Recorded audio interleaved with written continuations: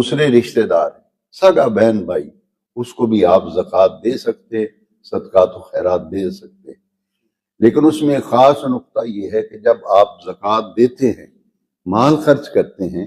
تو جس کو دے رہے ہیں اس کو بتانا ضروری نہیں کہ یہ زکوٰۃ کے پیسے ہیں۔ شریعت نے کیسی پیاری تعلیم دی ہے۔ آپ نے جب نیت کی کہ میں اپنی زکوٰۃ دے رہا ہوں، زبان سے کہنے کی ضرورت ہی نہیں، جب آپ نے اپنی نیت کی میری زکوٰۃ کی ادائیگی ہے، میری سگی بہن اس کی حقدار ہے، سگا بھائی اس کا حقدار ہے، تو آپ جب اس کو یہ ان کی مدد کریں، انہیں کہیں یہ آپ کے اخراجات کے لیے، آپ بیمار ہیں دوائی وغیرہ لیتے، اس کی دوا لے لیں، یہ بچوں کے لیے میں دے رہا ہوں، بچوں کی تعلیم پہ خرچ کر لیں، اپنی ضرورت کو پورا کر لیں۔ تو یہ ہے کہ جس کو زکوٰۃ دی جائے اس کو بتانا ضروری